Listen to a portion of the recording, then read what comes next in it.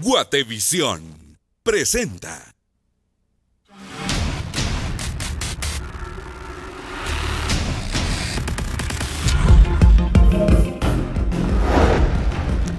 Dos personas fueron detenidas acusadas por tráfico de menores, secuestro y violencia infantil. Se relacionan con el traslado de mujeres menores de edad a las cárceles. En otras noticias, el subdirector de la granja de rehabilitación Pavón fue atacado por dos reclusos mientras hacía una supervisión. Los vendedores del mercado navideño de la zona 11 rechazan las detenciones a clientes que llevan árboles sin marchamo.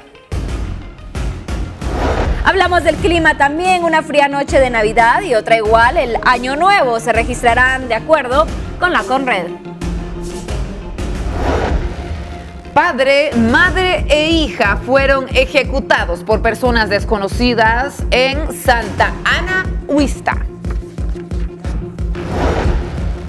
Tenemos noticias internacionales. Violentos incidentes se registraron a las puertas del Congreso argentino tras una marcha obrera.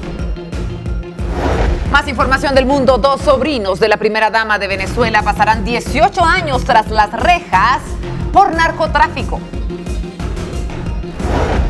En el mundo de los deportes, la Liga Primera División de nuestro país confirmó que las fechas de 13 y 14 de enero para el inicio del torneo clausura se estarán dando a cabo.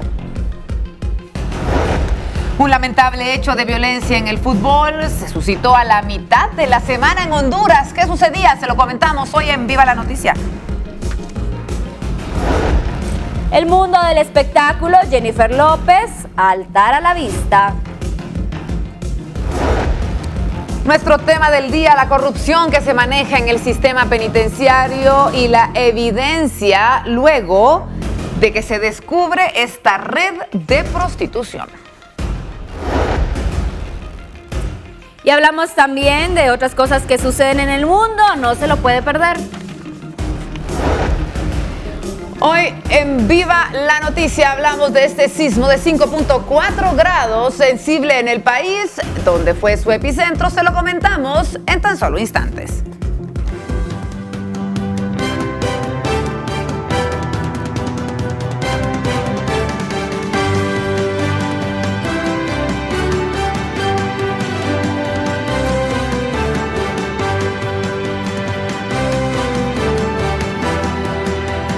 Esto es Viva la Noticia.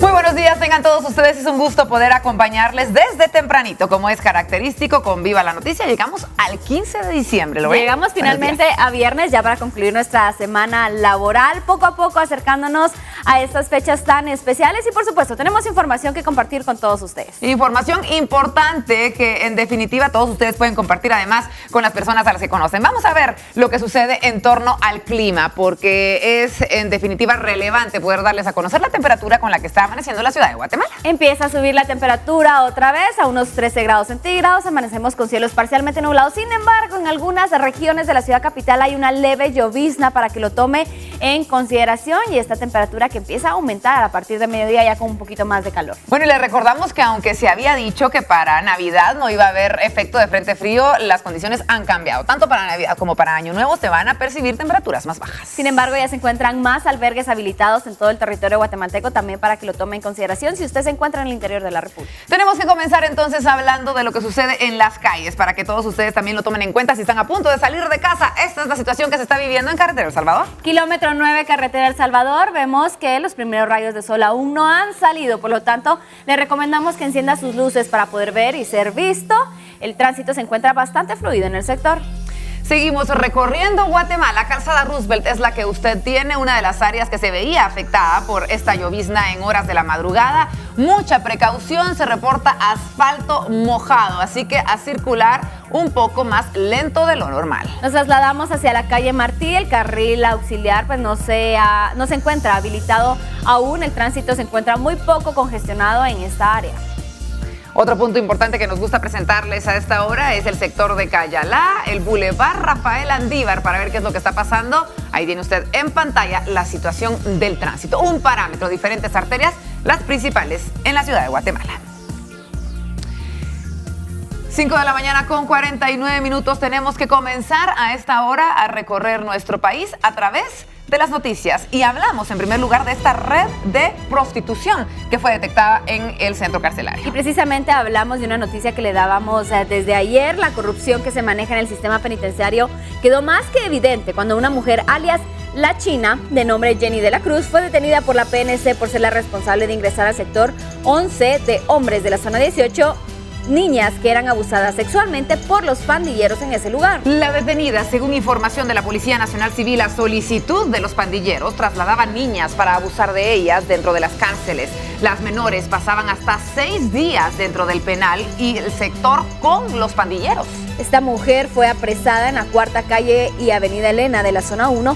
Durante el operativo se capturó también a un hombre que portaba una pistola, presuntamente integrante de la Mara. Estas personas son acusadas por tráfico de menores, secuestro y violencia infantil. Este caso se encuentra en este momento bajo reserva.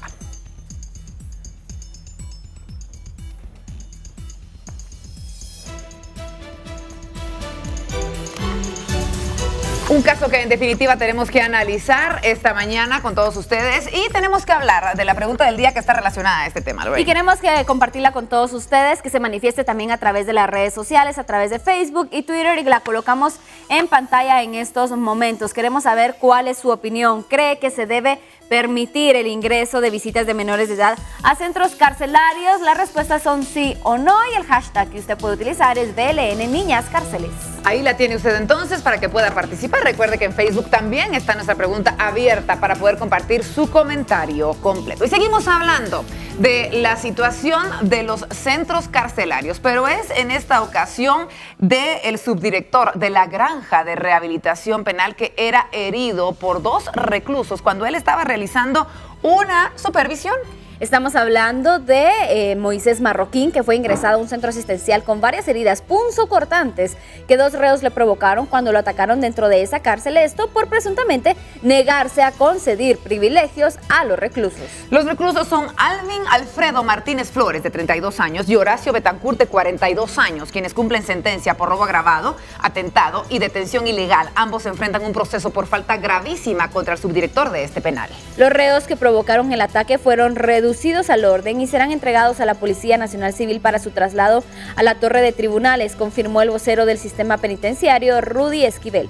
Este ataque en contra de Marroquín, explicó Esquivel, pudo ser una venganza por la detención el pasado miércoles de Karin Yanira Betancourt, quien intentó ingresar a ese centro carcelario accesorios para un teléfono celular. El caso será investigado por el MP, señaló el comunicador, y Presidios negó que luego del ataque los reos se hayan amotinado, rumor que trascendió al conocerse la noticia del atentado. Las autoridades han reforzado un plan de prevención y fortalecimiento de los protocolos de seguridad en la cárcel de Pavón, consignando a visitas que han intentado ingresar objetos ilícitos. El hospital a donde fue trasladado el subdirector no fue dado a conocer por medidas de seguridad, esto según información oficial del sistema penitenciario. Y tenemos que seguir hablando de lo que sucede en Guatemala, y precisamente hablamos de las condiciones climáticas que podrían estar afectando para los próximos días, pero específicamente también para la noche de Navidad y Año Nuevo. Bueno, importante información porque sí, una fría noche de Navidad y otra igual en el Año Nuevo se registrarán de acuerdo con la CONRED. Se dice que siempre hay que mantener el cuidado de los niños y de los adultos menores. Durante estos últimos días del año las temperaturas serán de moderadas a fuertes y actualmente la CONRED mantiene habilitadas 20 instalaciones para albergues. Los recursos destinados para esta época fría son de 200,000 quetzales, según indicaban. El acumulado total de personas atendidas es de 1,468 para un aproximado de atención diaria de 120 personas.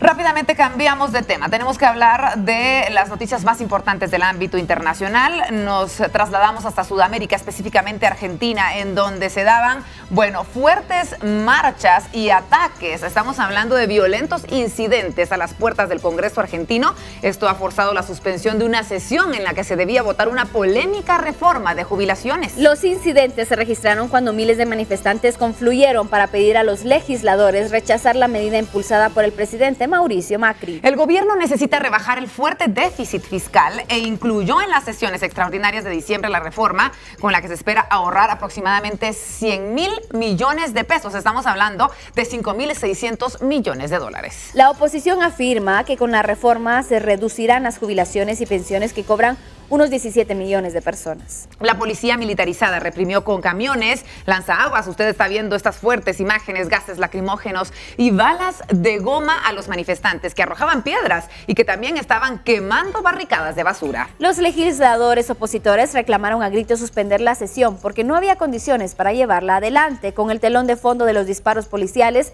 la diputada oficialista Elisa Carrillo también pidió la suspensión porque no se puede sesionar con esta violencia. El jefe de gabinete, Marcos Peña, insistió más tarde en conferencia de prensa que la reforma es una buena ley. Vamos a trabajar con las fuerzas parlamentarias para ver cuándo es el mejor momento para volver a llevar a la discusión al Parlamento. Era lo que se decía, violentos disturbios entonces se daban frente al Congreso en Argentina.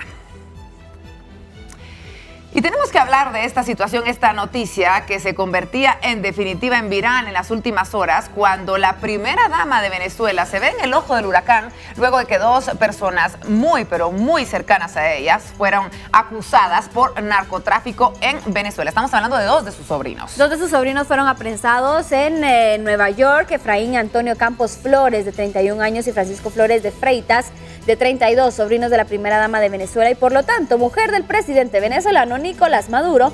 La senadora Cilia Flores fueron condenados a 18 años de cárcel por un tribunal de Nueva York por conspirar para importar a Estados Unidos, escuche bien, 800 kilos de cocaína. El juez federal Paul Crotty de esta ciudad fue el encargado de dictaminar esta sentencia. La sentencia de Campos y Flores habían sido pospuestas en varias ocasiones y la defensa intentó sin éxito anular el juicio en el que fueron hallados culpables, restando credibilidad a los principales testigos que colaboraban con el Departamento Estadounidense Antidrogas, estamos hablando de la DEA, y ahora están presos por tráfico de drogas. Estaba previsto que la sentencia fuera impuesta por separado, pero a solicitud de la defensa, los primos escucharon su condena juntos en la misma audiencia. En noviembre del 2016, luego de un juicio de 9 días, un jurado popular decidió por unanimidad que los dos sobrinos eran culpables de planificar un vuelo que transportaría 800 kilogramos de cocaína de Venezuela a Honduras con Estados Unidos como destino final a cambio de 20 millones de dólares. Los señalados fueron detenidos en Haití en noviembre del 2015 por la DEA y la agencia antidrogas estadounidense llevó a cabo operaciones encubiertas en Venezuela y Honduras para capturarlos. Cilia Flores ha considerado el arresto de sus sobrinos como un secuestro y dijo que se trataba de una venganza. Para Maduro, la meta de Estados Unidos es atacar a su gobierno. Los dos acusados se dirigieron al juez en español y mostraron arrepentimiento, aunque sobre todo destacaron su amor por la familia.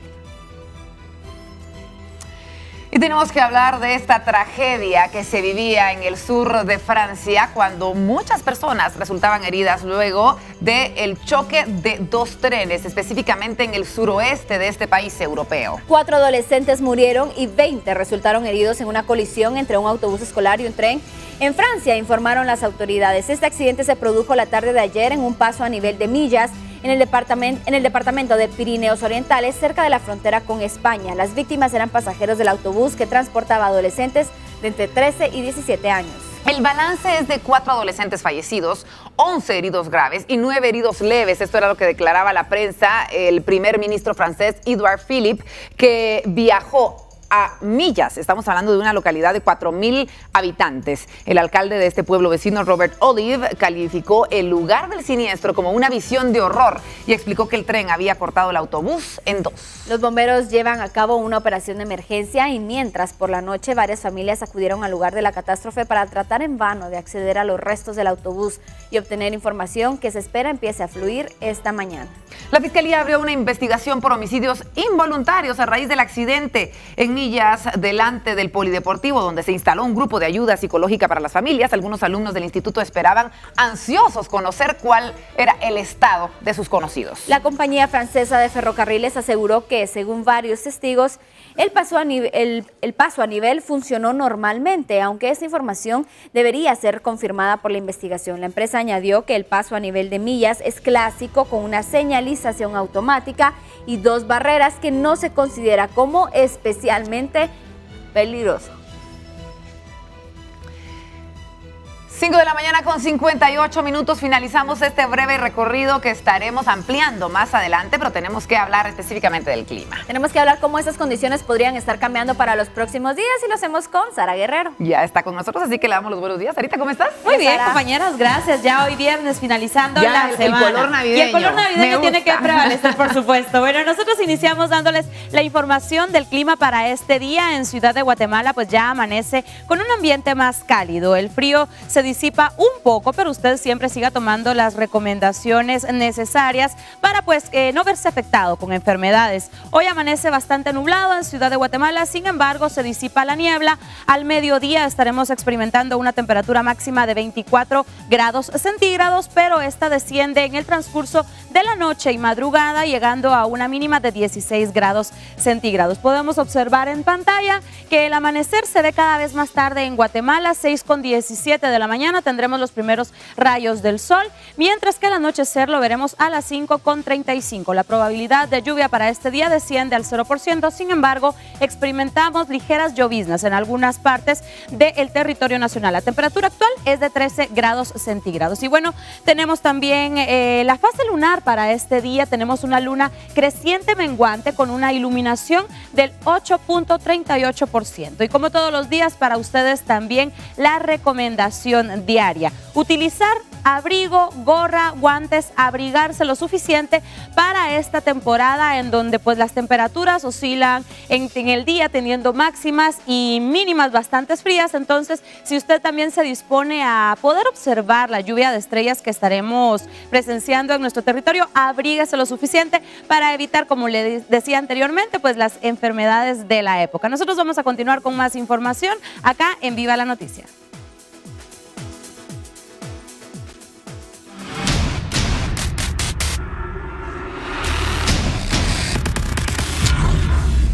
Y tenemos que hablar del caso del exfutbolista Emerson Marroquín, originario de la ciudad de Quetzaltenango. Recordemos que para ayer se tenía programada la audiencia de primera declaración y esta fue trasladada hasta el 22 de diciembre. Aparentemente fue por su abogado que adujo que no se había comunicado con el sindicato porque este se encontraba preso en la ciudad de Guatemala, además por la impuntualidad del fiscal del Ministerio Público, quien llegó 17 minutos tarde. Recordemos que el exfutbolista está sindicado de haber asesinado a la universitaria y poetisa Gaby Barrios.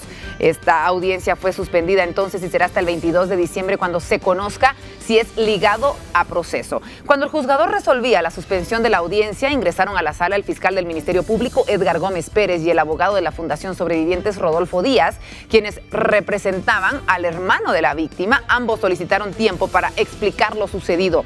Gómez Pérez indicó que llamó al juzgado para avisar que se atrasaría porque viajó de madrugada de la capital a Xela, por lo que solicitó que se aplazara la audiencia para otra fecha.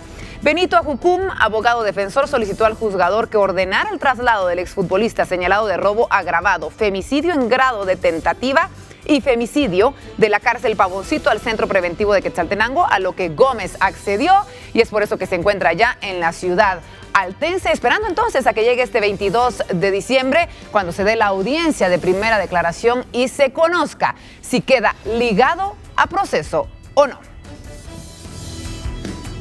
6 de la mañana con 2 minutos y tenemos que seguir hablando de lo que sucede en Guatemala. Precisamente hablamos de la Comisión Nacional de Salarios, quienes se reunían ayer para llegar a un acuerdo. Sin embargo, tras muchas horas de trabajo, esto no sucedía. Durante una sesión que se prolongó durante 4 horas, los integrantes de la CNS no alcanzaron acuerdos para establecer consensos. El expediente será enviado al Ministerio de Trabajo. Durante la votación, cada sector empleador y trabajador que integran la CNS emitió el apoyo a su propuesta. El sector trabajador, que propuso un incremento de 165 quetzales diarios, obtuvo 2 votos. Los delegados del sector empleador, que propusieron mantener la paga actual, 2 votos. Y los representantes del Ministerio de Trabajo votaron por la fórmula que recomienda la Organización Internacional de Trabajo. Hoy vencía el plazo para que se llegara a un acuerdo, pero como no se logró, según la ley, al no haber acuerdo, la decisión será por decreto presidencial y las funciones de la Comisión Nacional del Salario quedaron concluidas. El mandatario tendrá hasta el 29 de diciembre para definir la paga mínima que entregará en vigencia el 1 de enero del año 2018. Son Son las 6 de la mañana con 3 minutos. Ya está Prensa Libre en nuestra sala de redacción y la presentamos.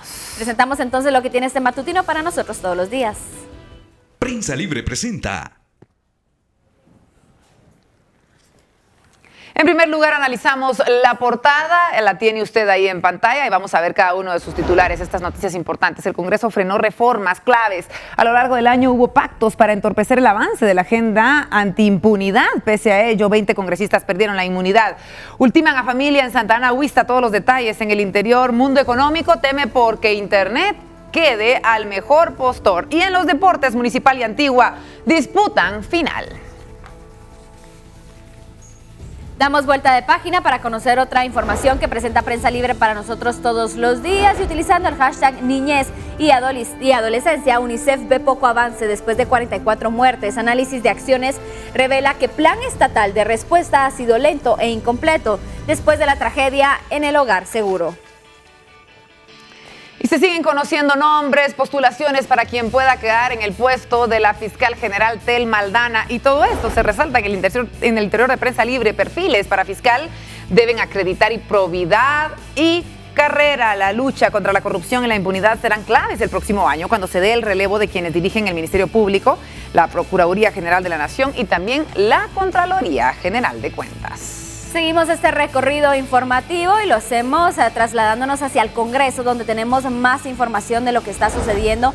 En ese lugar, congresistas le dieron la espalda a la exigencia ciudadana. Expertos dicen que el legislativo procuró conocer una agenda en favor de la corrupción. Diputados ven responsabilidad personal.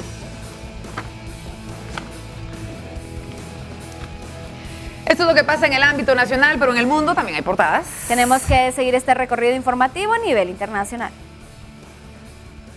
Así es, importante es informarnos del acontecer internacional, es por eso que diariamente les presentamos las portadas más importantes para cada día. Tenemos entonces en pantalla nuestra primera portada, la portada del Mundo de New York Times, que nos informa: autócratas a nivel mundial hacen eco de las noticias falsas. Además, como noticia central, cómo ISIS produce su arsenal. Militantes utilizaron técnicas como la estandarización para industrializar la fabricación de armas. Y vemos pues un ejemplo de estas armas fabricadas por el grupo ISIS. Colocamos nuestra segunda portada en pantalla, nuestra portada latinoamericana. El comercio desde Perú. Noticia principal: defiende su mandato. El Ministerio Público interrogará al jefe de Estado el próximo jueves sobre pagos de constructora brasileña. Además, el jurado decidirá en Estados Unidos si Burga vuelve a la cárcel por corrupción. Y en otras noticias, se aprueba informe que plantea destituir a Eloy Espinosa Saldaña del TC. Y rápidamente finalizamos nuestro recorrido teniendo en pantalla la prensa desde Honduras como nuestra portada centroamericana para este día. Noticia principal: nueva línea de investigación. También investigan a Rosa Elena por destino de 100 millones de lempiras. La UFESIP requiere documentos de los 4 años de gestión del despacho de la primera dama durante la administración de Porfirio Lobo Sosa. Además, rescatan a migrante hondureño en México. Los 29 indocumentados fueron salvados cuando se asfixiaban tras ser abandonados dentro de un camión en una gasolinera de Puebla. Y es así como finalizamos rápidamente el recorrido por estas portadas, pero continúe con nosotros que aún tenemos más información para todos ustedes. Muchas gracias, Sara, por esta información. Es momento de salir a las calles con la historia del día.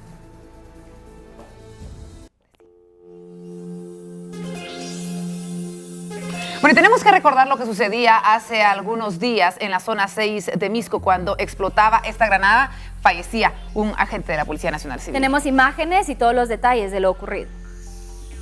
El actor de la Policía Nacional Civil, Adelino Sánchez Cruz, de 42 años de edad, falleció en horas de la madrugada. Las heridas y los golpes en su cuerpo, luego de la explosión de un artefacto explosivo, le ocasionaron la muerte.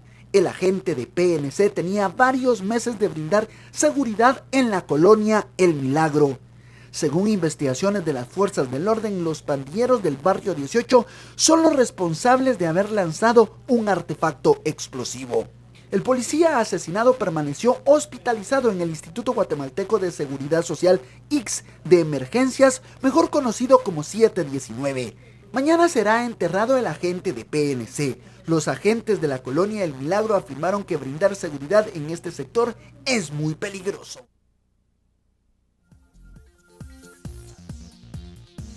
Muy importante conocer los detalles de lo que sucedía entonces específicamente en Misco. Bueno, y tenemos que dar vuelta de página y seguimos este recorrido informativo, pero lo hacemos en el ámbito deportivo, acompañados de Pedro Chanean. Buenos días.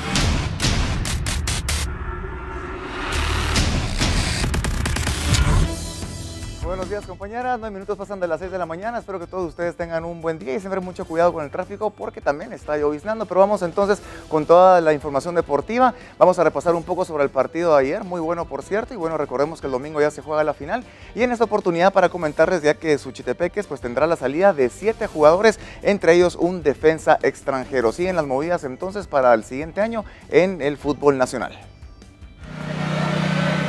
Andrés Fresenga, Billy Torres, Brian Ordóñez, Brian Palencia, además de Jonathan Pérez, Eduardo Flores y Walter García, son los 7 jugadores que no continuarán con el Deportivo Suchitepeques. El defensa central uruguayo-canadiense Fresenga ocupó el 9º lugar entre los jugadores con más participación durante el torneo, 1.442 minutos, 15 partidos de titular, además de un gol.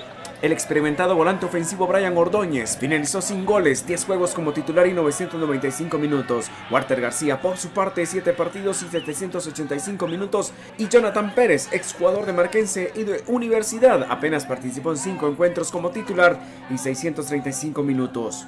En el caso de Brian Palencia y Eduardo Flores, tuvieron muy poca participación y buscarán tener mayor oportunidad en otros partidos.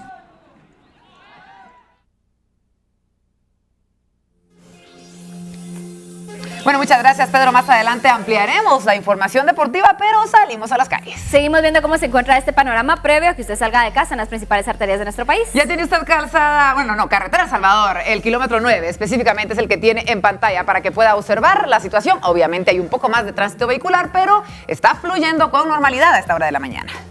Seguimos este recorrido, empiezan a salir poco a poco los primeros rayos de luz. Tenemos muy poca visibilidad de la calzada Roosevelt frente al centro comercial Tikal Futura. Sin embargo, tome en consideración que hoy es viernes, muchas personas todavía están haciendo sus compras navideñas, por lo tanto, el resto de la jornada espere bastante congestionamiento. Ahí tiene usted la calle Martí, todavía no está habilitado, aunque se ve que en pocos minutos ya están prácticamente habilitando el carril reversible para que usted pueda utilizarlo. Sin embargo, por el momento no hay necesidad y no hay congestionamiento. Regresamos nuevamente hacia la calzada Roosevelt. Muchos vehículos vemos entonces que ya empiezan a encender sus luces para poder ver y ser vistos, y nos trasladamos finalmente hacia Cayalá, otra de las arterias principales de nuestro país, donde aparentemente se encuentra bastante despejado, muy poco congestionamiento, muy poca afluencia vehicular. Son las 6:11. Qué bueno que nos esté acompañando. Cuando regresemos tenemos toda la información que usted necesita saber de Guatemala y el mundo. Nos vamos a una pausa comercial, ya regresamos.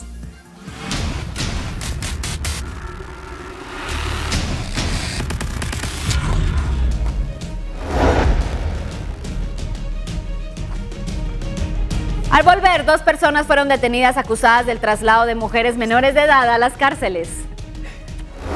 Y prepare los suéteres porque se espera una fría noche de Navidad y otra igual en Año Nuevo, según la Conred.